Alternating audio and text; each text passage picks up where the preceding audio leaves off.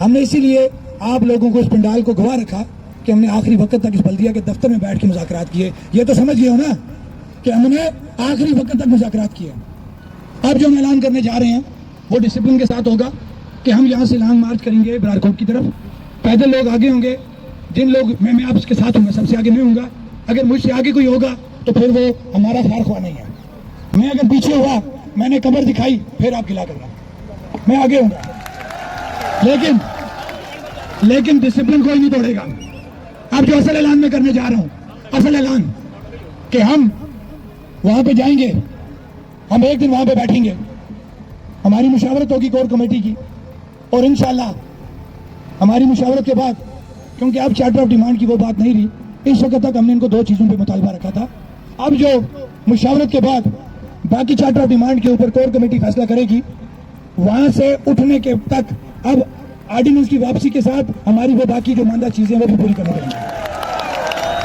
दूसरी बात वो ये ना सोचें कि हम वहां पे जाके बैठ जाएंगे। हम आपस में तय करेंगे और इंशाल्लाह अगर ये हमारी चीजें वहां पे हल ना होगी, हम वहां से असेंबली की घेराव की कॉल देंगे। मैं ओपन ये बात करता हूं, ये बहुत बड़ी बात मैंने कर दी है, लेकिन ये बेगैरत हैं, ये बेशर्म हैं, इनको ये लोग इंसान नजर नहीं आ रहे। इन्होंने सिर्फ जाती अना की खातर बैठ जाए नीचे, इन्होंने सिर्फ जाती अना की खातर, एक शख्स के इक्तदार की खातर इन्होंने इस आवाम को 3 दिनों से सड़कों पर जलीलो ख्वार किया। ये बेगैरत लोग हैं, ये बेशर्म लोग हैं। आज मैं ये बात खुद कर रहा हूं, मैं बाकी को मना करता था, आज मैं ये बात कर रहा हूं। इसलिए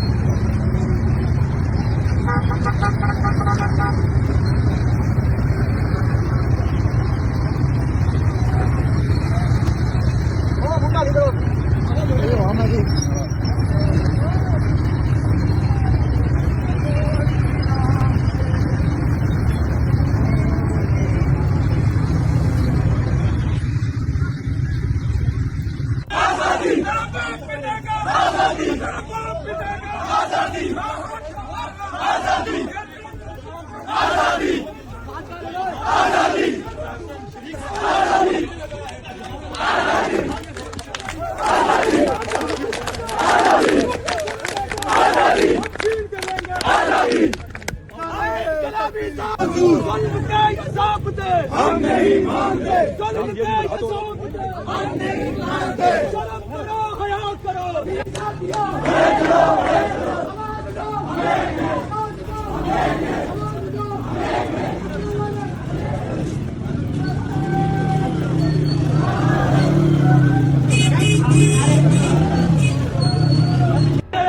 गुंडागर्दी, दहशतगर्दी, छापे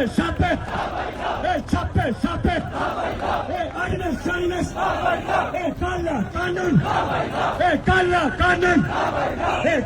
कानून, जेल, गुंडागर्दी, SCPC, रेंजर संजय,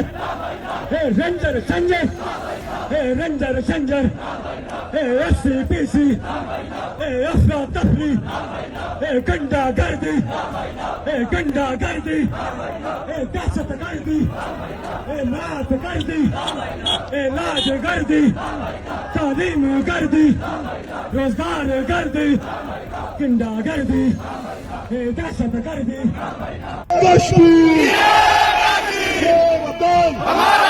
इसका फैसला हम करेंगे, इस पे तूफान हम करेंगे, इसकी खातिर हम करेंगे, इसकी खातिर हम करेंगे। ये वतन हमारा है, जो लोग बोल को ताली मारे, ये वतन हमारा है, ये वतन हमारा है, इसका फैसला हम करेंगे, इस पे तूफान हम करेंगे, इसकी खातिर हम करेंगे, इसकी खातिर हम करेंगे। दोस्तों बस मरना जैसा मरना जैसा जान जैसा देनी है, ज्यादा इत्मीनान से यहाँ बैठे ये